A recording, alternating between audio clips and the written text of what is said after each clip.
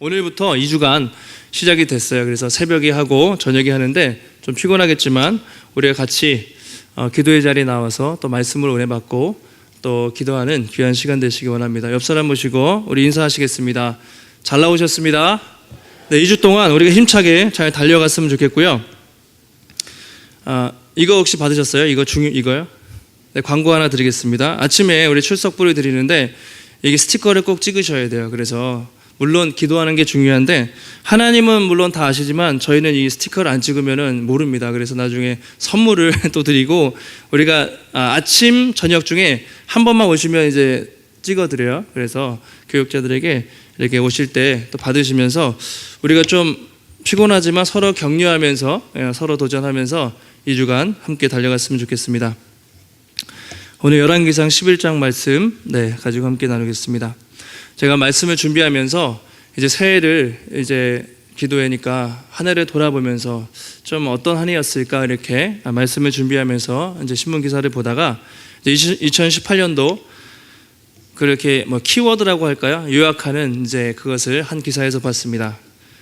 세 가지로 꼽았는데요. 그 기사에서 유튜버를 꼽았고 그다음 BST, 소확행 이렇게 돼 있는데 우리 권사님들은 BST가 뭔가 지금 거의 그러고 계실 텐데 무슨 말씀인지 제가 설명을 드리면 유튜버는 뭐죠? 유튜브를 정말 많이 사용하는데 유튜브에 올리는 사람들인데 뭐 먹방이라든가 그냥 아주 일상적인 1대1 개인 팁입니다. 개인 방송들이 되게 많아서 자기가 원하면 그냥 핸드폰 놓고 그렇게 유튜브에 올려요. 소통을 해요.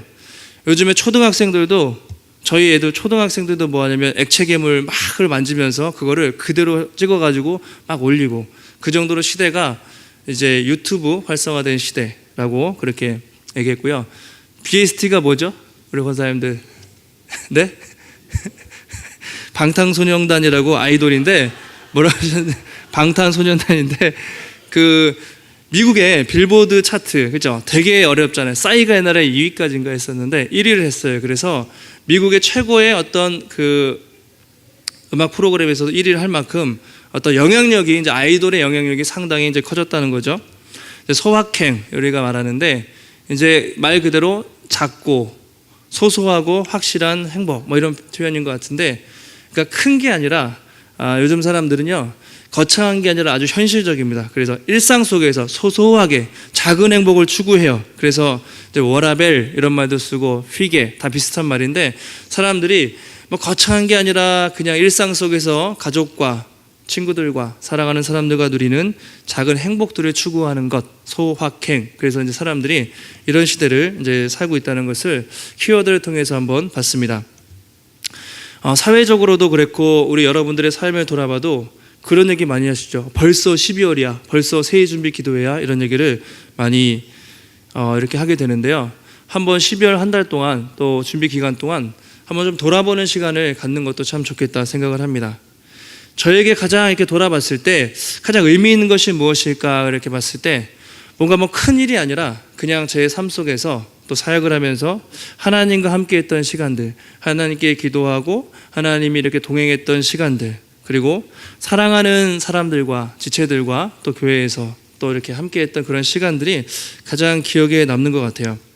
그래서 우리가 새해를 또 준비 기도회를 하면서 이렇게 우리가 기도를 하지만 거창한 계획이 아니라 새해 하나님과 동행하는 소확행이죠. 그러니까 하나님과 동행하는 삶이라면 참 그것이 의미 있고 행복하지 않을까 그런 생각을 한번 해봤습니다.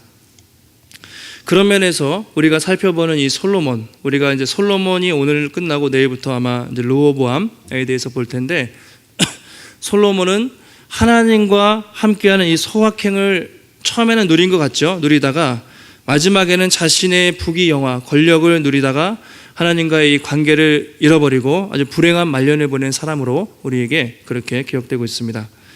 열왕기서를 이제 크게 두 부분으로 나누면 1장부터 11장까지 그리고 12장부터 마지막 22장까지 둘로 구분할 수 있는데요.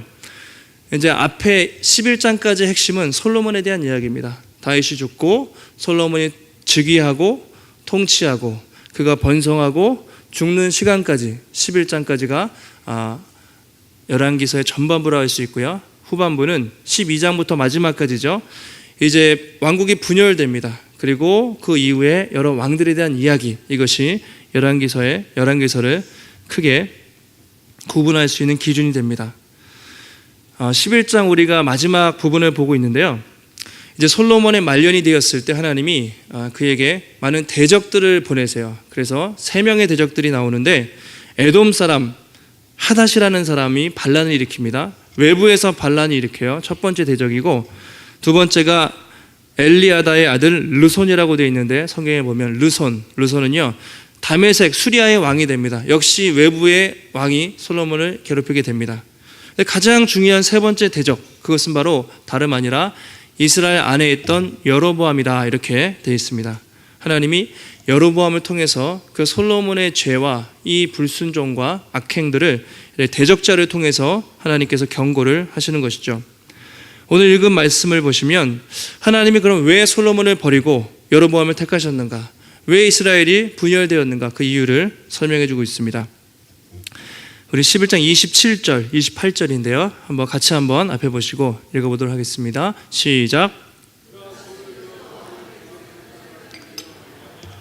솔로몬이 밀로를 건축하고 그의 아버지 다윗의 성읍이 무너진 것을 수축하였는데 이 사람 여로보암은 큰 용사라.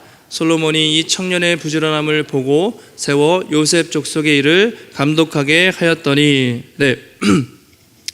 말년이 되었을 때 그가 이제 초반에 성전 짓고 그 다음에 성 예루살렘 성을 멋지게 짓고 그 이후에도 계속 지었단 말이죠. 그러다가 오늘 보시면 이제 밀로 그리고 다윗의 성읍, 이것을 건축했습니다. 밀로는 예루살렘 안에 있는 요새였는데 이제 적과 싸우기 위해서 또 뭔가 밀로 성을 건축했던 것 같아요. 그리고 다윗 성, 아버지 다윗이 건축했던 성읍이 이제 오래됐으니까 보수가 필요했겠죠. 그래서 다시 한번 그 보수 공사를 시작을 했던 것 같습니다. 근데 문제는 뭐냐면 밀로와 저 다윗 성읍을 수축하는데 이제 솔로몬이 요셉 지파 사람들에게, 요셉의 족속에게 감독시켰다, 그렇게 말하고 있습니다. 이것이 이제 문제의 원인입니다. 왜냐하면 밀로는 예루살렘에 있고 다윗 성도 예루살렘에 있는데 예루살렘은 이제 유다 지파에 속한 지역입니다. 그러니까 유다 지파 사람들을 동원해서 일을 해야 되는데 이제 애매하게 요셉 지파 사람들을 끌어다가 부역을 시킨 것이죠. 자, 요셉 지파 하면 에브라임과 므낫세가 있죠. 그래서 요셉 지파 하면 에브라임 지파, 므낫세 지파가 성경에 나오는데 대표적으로 에브라임 하면 북쪽에 있던 가장 대표적인 지파 에브라임, 남쪽의 가장 대표적인 지파 유다. 그래서 에브라임과 유다는 경쟁 관계였습니다. 가장 서로 그 당시에 큰 지파였는데 이제 솔로몬이 자기가 유다 지파잖아요. 이 힘든 일을 자기 지파에게 시키지 않고 요셉 지파, 에브라임 지파 사람들에게 막 시킨 것이죠.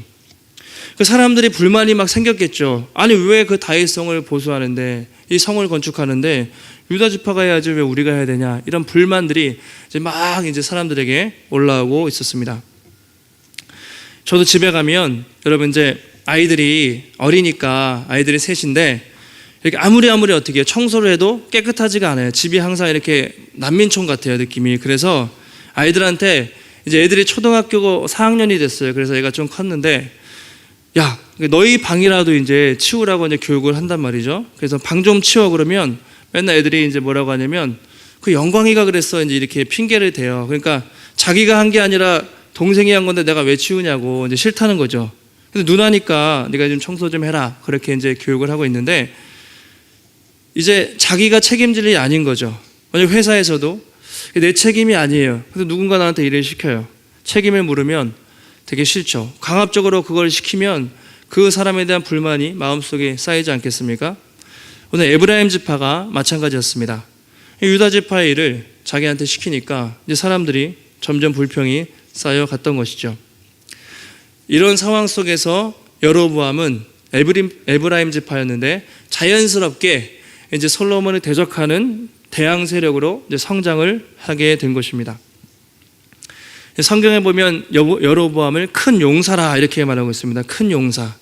그러니까 리더십이 아주 뛰어난 것 같아요. 그리고 솔로몬에게 발탁될 정도로 아주 근면하고 성실하게 그렇게 했던 것 같습니다. 그 사람들이 계속 여로보암에게 불만을 표출했겠죠. 좀 솔로몬한테 건의 좀 해라. 우리도 더 이상 못 해먹겠다. 이렇게 어떤 원성이 자자했던 상황 속에서 오늘 하나님이 바로 이런 상황 속에서 선지자 아히야라는 사람을 통해서 여로보암에게 말씀을 하고 있습니다. 자, 오늘 읽은 말씀에는 두 가지가 있는 거죠. 하나는 경고, 또 한 가지는 그 속에서의 하나님의 은혜가 있는데, 자, 어느 날 여로보암이 길을 가고 있었습니다. 들을 지나가고 있었다고 되어 있는데 아히야 선지자가 딱 나타난 거죠. 그러면서 그 선지자가 새 옷을 입고 있었어요. 아주 새 옷을 갖춰 입고 있었는데 갑자기 어떻게 합니까? 옷을 막 찢는데 12조각으로 자기 옷을 갈기갈기 하나, 둘, 셋 해서 12조각으로 갈기갈기 찢는 것입니다. 그러면서 이렇게 말을 하죠. 31장 31절과 2절에 나와 있는데 내용이 뭐냐면 너는 10조각을 가지라. 자기 옷을 12개로 찢었잖아요. 그 중에 10개를 가져라. 내가 이 나라를 솔로몬에서 빼앗아서 10지파를 여로보암 너에게 주겠다. 그리고 예루살렘을 위해서 한 지파는 솔로몬에게 줄 것이다. 그렇게 갑자기 이제 하나님이 선지자를 통해서 여로보암에게 말씀을 하셨습니다. 자, 그 이유 되게 황당했겠죠. 갑자기 선지자가 나타나서 옷을 찢으면서 그렇게 얘기할 때 되게 당황스러웠을 텐데 왜 그러냐 그 이유를 33절에서 밝히고 있습니다. 우리 33절 말씀 함께 읽겠습니다. 시작. 나를 버리고 시돈 사람의 여신 아스타락과 요압의 신 그모스와 암몬 자손의 신 밀검을 경배하며 그의 아버지 다윗이 행함 같지 아니하며 내 길로 행하지 아니하며 나보기에 정직한 일과 내 법도와 내 율례를 행하지 아니함이니라. 분명히 이유가 뭐냐면 솔로몬의 죄를 지적하고 있습니다. 내가 그 나라를 쪼개는 이유는 정치적인 이유나 군사적인 힘이 없거나 다른 이유가 아니라 내가 그렇게 경고했던 그 우상숭배를 했기 때문이라는 것이죠.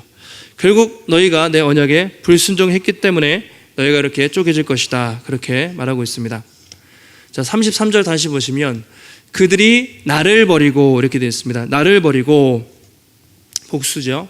그러니까 물론 솔로몬이 포함되지만 이스라엘 백성 전체가, 그러니까 처음에는 솔로몬이 이제 아내들을 두면서 우상을 숭배하기 시작했어요. 젊은 시절에는 괜찮았는데 나이가 들면서 점점 우상 숭배에 솔로몬이 빠지기 시작했고 그것을 보고 온 백성, 온 나라 사람들에게 이 우상 숭배가 만연하게 된 것이죠. 그래서 결국 그 모든 솔로몬을 포함한 모든 사람들이 나를 버렸다. 하나님이 그렇게 경고하고 있습니다. 자, 특이한 점이 뭐냐면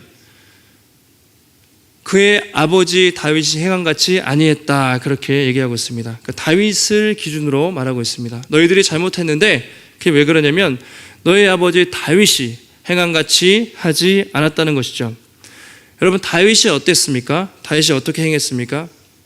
우리가 사무엘 하를 통해서 예전에 다윗을 많이 보면 인간적으로 볼 때 그가 완벽한 사람이 전혀 아니었습니다.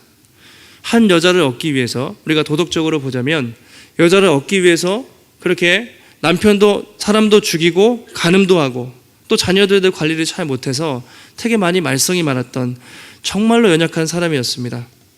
그럼에도 하나님이 그를 인정해 주신 이유가 무엇입니까? 다윗과의 언약을 통해서 인정해 주신 이유.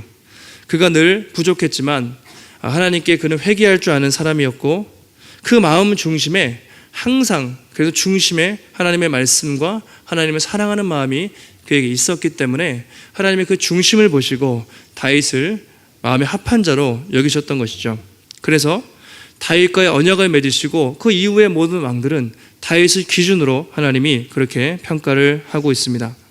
자, 그런 기준에 볼 때 오늘 솔로몬은 어땠는가?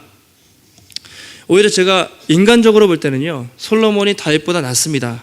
사람을 그렇게 살인 교사로 죽이지도 않고 간음도 하지 않았어요.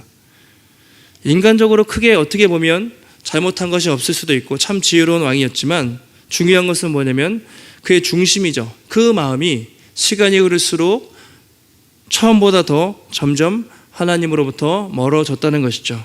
그 마음 중심, 그것이 문제였습니다. 열왕기상 11장 끝나고 12장에 분열이 되는데 이 11장 전반부에 솔로몬의 마지막에 대한 평가가 있습니다.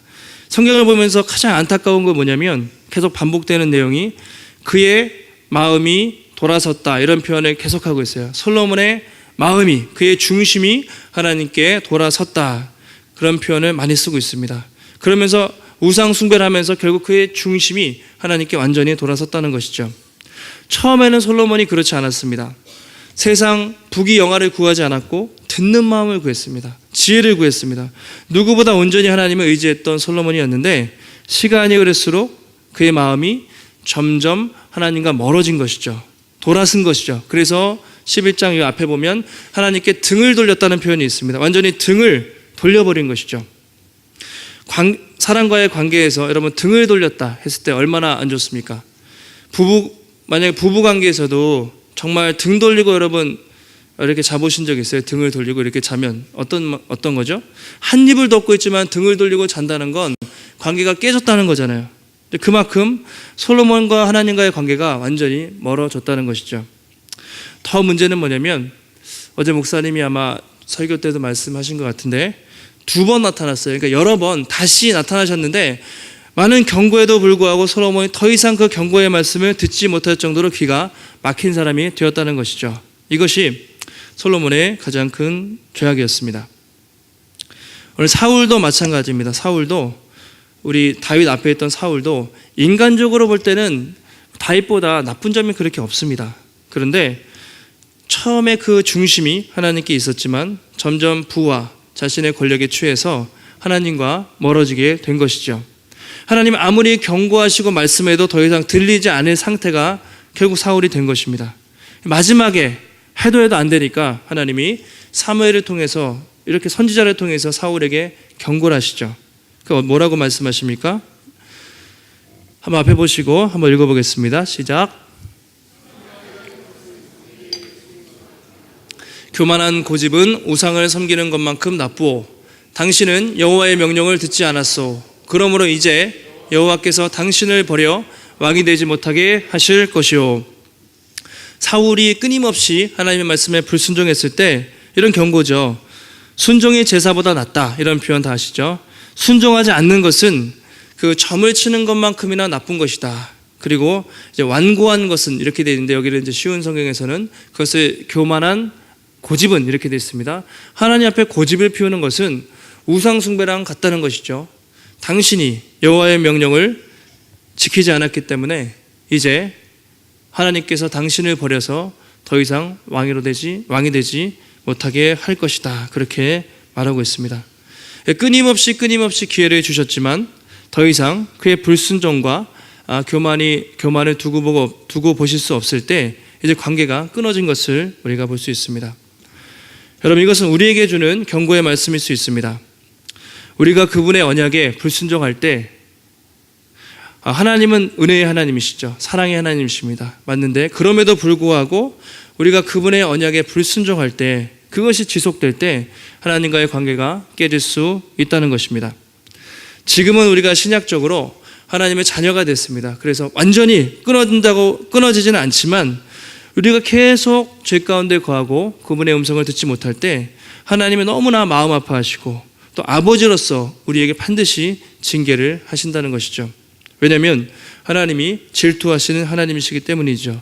우리에게는 최고의 사랑을 받기를 원하시는 것이 하나님의 마음이기 때문입니다. 여러분, 하나님이 우리에게 원하시는 것이 그렇게 큰 것이 아닌 것 같습니다.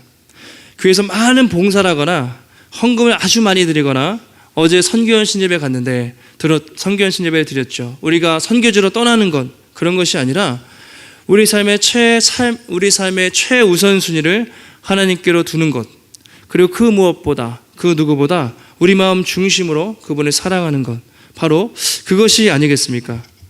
우리가 1년을 돌아보면서 또 새해 준비 기도를 하고 있는데 생각해 봐야 될 것이 이것이죠. 내 삶의 가장 우선순위에 정말 하나님이 계셨는가? 그분의 나의 왕으로 계셨는가?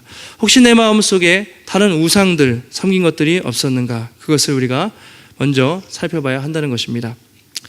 바울이 갈라디아 성도들에게 이렇게 말합니다. 너희가 이같이 어리석으냐? 성령으로 시작하였다가 이제는 육체로 마치겠느냐? 갈라디아 성도들이 처음에는 성령을 의지하고 복음을 받아들였지만 시간이 지났을 때 자기를 의지하고 율법과 행위를 통해서 끊임없이 자기를 자랑했을 때 바울이 강력하게 경고하는 것이죠. 왜 이렇게 어리석냐? 처음에는 은혜로 시작했다가 이제는 육체로, 자기의 의로 마치겠느냐 그렇게 경고하고 있습니다. 여러분, 많은 사람들이 처음에는 성령으로 은혜로 시작합니다. 그러다가 나중에는 불행하게 육체로 마치는 경우가 많이 있습니다. 솔로몬도 그런 경우였죠. 처음에는 아주 영광스러웠지만 마지막은 육체로 안타깝게 마무리하고 있습니다. 우리가 새해를 준비하기 전에 막 계획을 하기 전에 먼저 살펴봐야 될 것이 무엇입니까? 먼저 하나님 앞에서 내 자신을 돌아보는 것이죠. 그리고 그분 앞에 내가 범죄한 것이 있다면, 하나님 마음 중심 속에 내가 다른 것은 섬겼던 우상들이 있다면 하나님께 회개하고 돌아가는 것입니다. 오늘도 우리가 이 시간 또 말씀을 듣는 가운데 하나님과 마음이 혹시 멀어져 있다면 우리 중심을 하나님께 향하고 또 하나님만 더욱 사랑하시는 성도들이 되시기를 간절히 소원합니다. 자, 한 가지 더 보시면 이 말씀 속에 경고의 말씀이 있지만 그 속에 은혜와 긍휼의 메시지가 있습니다. 자, 우리 34절 말씀 한번 보실까요? 34절 같이 한번 읽겠습니다. 시작.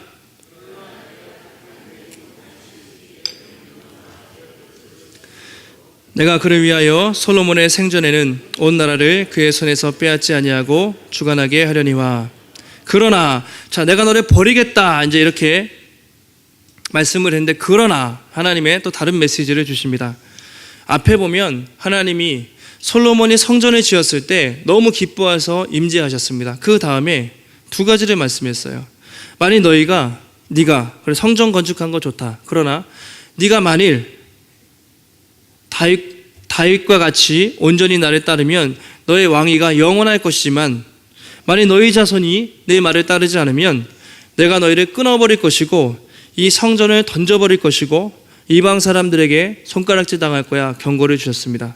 성전 건축 자체가 중요한 것이 아니라 그 이후에 너가 그 언약을 어떻게 지키고 말씀대로 살아가는지에 따라서 너의 삶이 달라질 것이라고 말씀을 하신 것이죠. 자, 이 말씀 그대로라면 오늘 솔로몬 어떻게 했습니까? 어떤 결과를 맞아야 되죠? 나라를 통째로 무너뜨려야 됩니다. 그렇죠? 노래가 통째로 없어져야 되는데 그렇지는 않겠다는 거죠. 네가 잘못해서 끊어버리겠지만 첫 번째는 너의 세대 때는 끊지 않고 네 아들 세대에 끊어버리겠다. 르호보암 때 나라가 분열이 됩니다. 그렇게 말씀하시고, 또 한 가지는 12지파 다 죽이는 것이 아니라 한 지파를 남겨두고 내가 그렇게 주관하게 하겠다. 하나님이 그렇게 말씀을 하시는 것이죠. 그러니까 우리 같으면 잘못했는데 실형을 선고한 것이 아니라 일단 집행유예를 선고한 것입니다. 집행유예. 그런데 그 이유가 솔로몬 때문에 그런 것이 아니라 하나님이 다윗과 맺으신 그 약속 때문에 그렇게 말하고 있죠. 계속 다윗과의 언약, 다윗과의 약속, 이런 말들이 계속 나오고 있습니다. 자, 36절 보시면, 그의 아들에게는 내가 한 지파를 주어서 내가 거기에 내 이름을 두고자 하여 택한 성읍 예루살렘에서 내 종 다윗이 항상 내 앞에 등불을 가지고 있게 하리라, 이렇게 말하고 있습니다. 너희가 잘못해서 멸망을 받아야 되지만 내가 그 아들에게 한 지파는 남겨두겠다.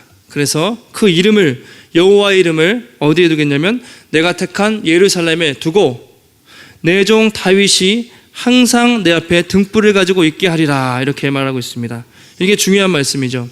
내 종 다윗이 항상 내 앞에 등불을 가지고 있게 하겠다. 이게 어떤 말씀일까요? 등불. 자, 등불이라는 것은 빛을 비치는 것인데 통치권을 말해요. 그러니까 결국 이 다윗의 통치가 영원히 항상 있을 것이다. 그렇게 하나님이 말하고 있습니다. 비록 네가 잘못했지만 다윗의 등불은 영원히 꺼지지 않을 것이다. 이런 말씀을 주시는 것이죠. 여러분, 지금 이게 어떤 상황 속에서 벌어지는 것이죠?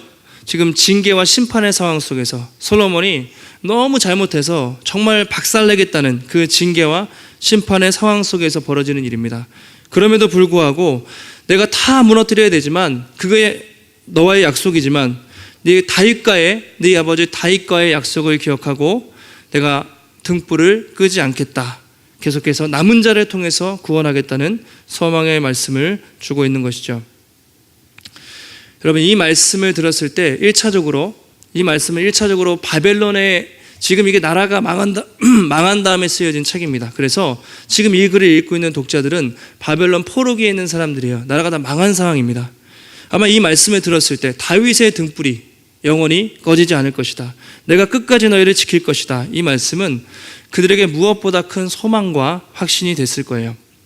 이 말씀을 보면서 그래, 우리가 하나님께 그렇게 범죄했지만 하나님은 여전히 우리를 사랑하시는구나. 그리고 여전히 우리를 버리지 않으시고 다시 이스라엘을 회복시킬 거야. 이 열왕기를 계속 묵상하면서 포로 시대에 살았던 그 백성들은 소망을 가졌을 것입니다. 우리가 이제 앞으로 쭉 열왕기를 묵상할 텐데 여러분, 열왕기를 통해서 볼 수 있는 게 무엇입니까? 인간이 아무리 실패하고 잘못해도 하나님은 당신이 그분이 계획하고 또 약속한 바를 어떻게든 이루어 가신다는 것이죠. 사람이, 그 인간들이, 그 왕들이 아무리 그분의 언약을 깨고 실패할지라도 하나님 당신은 다윗과 맺은 약속, 하나님의 백성들과 그 맺은 약속을 잊지 않고 어떻게 해서든지 영원히 그 언약을 지켜 가신다. 그것이 그 신실하신 하나님에 대한 책이 바로 열왕기입니다.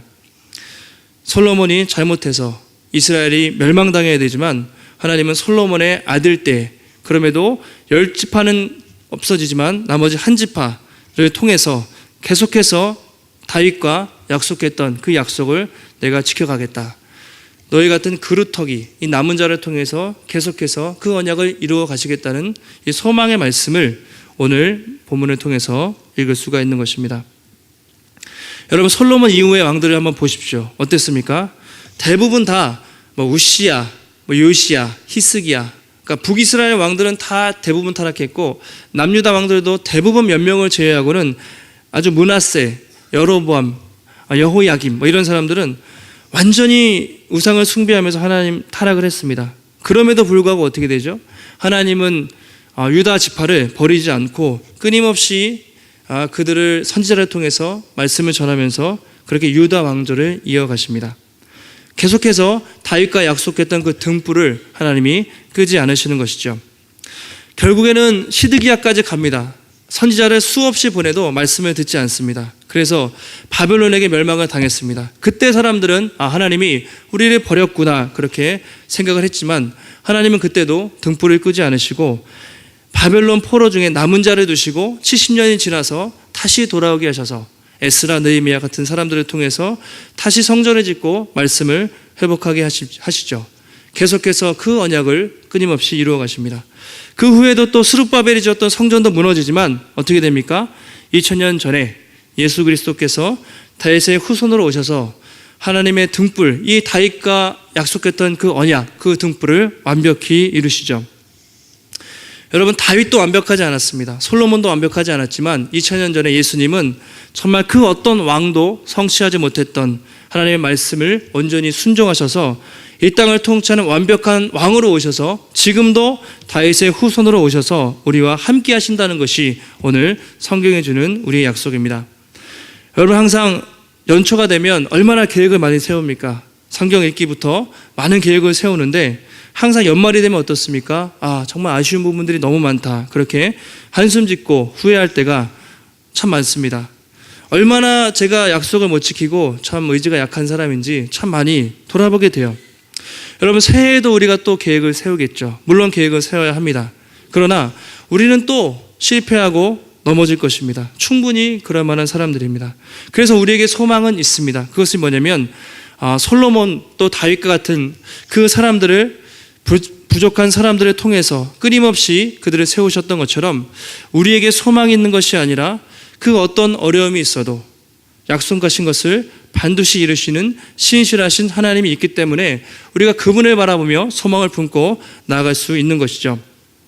하나님과의 약속이 로마서 8장 26절 우리 마지막 읽고 마치겠습니다. 하나님 바울을 통해서 주신 말씀인데 26절 제가 먼저 읽겠습니다. 이와 같이 성령도 우리 연약함을 도우시나니 우리는 마땅히 기도할 바를 알지 못하나 오직 성령이 말할 수 없는 탄식으로 우리를 위하여 친히 간구하시느니라. 성령이 우리가 또 살아갈 때 실패할 때 성령께서 우리를 위해서 탄식하시면서 친히 간구하시겠다고 하나님께서 약속하셨습니다. 27절에 한번 읽어보시겠습니다. 시작. 마음을 살피시는 이가 성령의 생각을 아시나니 이는 성령이 하나님의 뜻대로 성도를 위하여 간구하심이라. 하나님의 약속이 무엇입니까? 성령이 하나님의 뜻대로 우리를 위해서 간구하실 것이다. 함께 하실 것이다. 그렇게 말하고 있습니다. 자, 28절 함께 있습니다. 우리가 알거니와 하나님을 사랑하는 자 곧 그의 뜻대로 부르심을 입은 자들에게는 모든 것이 합력하여 선을 이루느니라. 아멘. 하나님을 사랑하는 자, 부르심을 입은 자들에게는 모든 것이 다윗처럼 솔로몬처럼 우리가 넘어지고 실패할 수 있는데 그럼에도 불구하고 하나님이 그렇죠. 모든 것, 우리의 실수와 또 앞으로 지을 실패까지도 합력해서 결국에는 택한 자를 끝까지 이루어 가실 것이다 약속하고 있습니다. 우리의 소망이 여기 있는 것이죠. 새해에도 여러분 우리가 우리의 결단과 의지도 중요하겠지만 이 하나님께서 우리와 함께 하신다는 이 약속의 말씀을 붙들고 또 믿음으로 또 담대하게 걸어가시는 복된 성도들이 되시기를 예수님의 이름으로 축원합니다.